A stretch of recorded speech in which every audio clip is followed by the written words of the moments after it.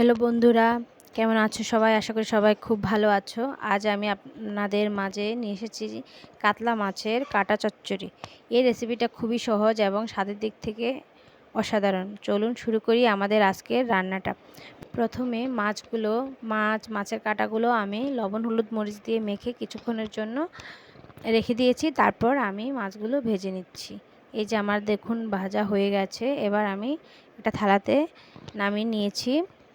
এবার কড়াইতে কিছুটা তেল দিয়ে আমি আলুগুলো ভেজে নিচ্ছি। আর আলুগুলো ভাজতে লবণ হলুদ দিয়েছি, এটা সবাই জানে। এই যে আমার ভাজা হয়ে গেছে। এবার আমি ওই তেলে দিয়ে দেব জিরে ফোড়ন। ফোড়নটা হয়ে গেলে এবার আমি ভেজে রাখা আলুগুলো দিয়ে আমি আলুগুলোর উপর দিয়ে দিচ্ছি কুচনো পেঁয়াজ। তো দেখুন বন্ধুরা, আমি পেঁয়াজ দিয়ে দিচ্ছি, দিয়ে আমি ভাজা ভাজা করে নিচ্ছি। এখানে প্রথমে আমি দিচ্ছি আদা রসুন বাটা। এক এক করে আমি সবগুলো মশলা দিয়ে দেব। কিছুটা জল দিয়ে মশলাগুলো কষিয়ে নিচ্ছি। তারপর দিয়ে দিচ্ছি জিরে বাটা আর ধনিয়া বাটা দিয়ে আমি আবার কষিয়ে নিচ্ছি।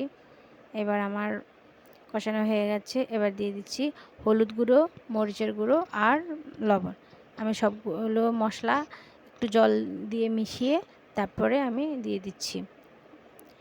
এরপরে দিয়ে দিচ্ছি টমেটো সস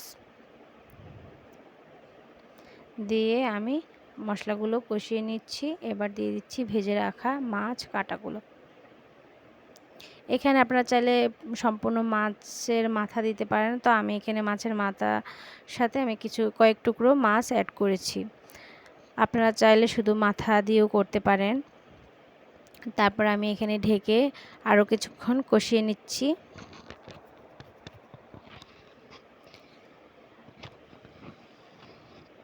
তারপর দিয়ে দিচ্ছি জল।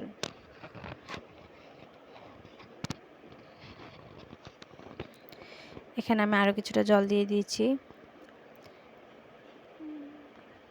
দিয়ে কিছুক্ষণ রান্না করলেই রান্না আমার হয়ে যাবে। তারপর আমি ঢাকনা দিয়ে ঢেকে কিছুক্ষণ রান্না করে নেব। আপনারা বাসায় এইভাবে ট্রাই করে দেখবেন।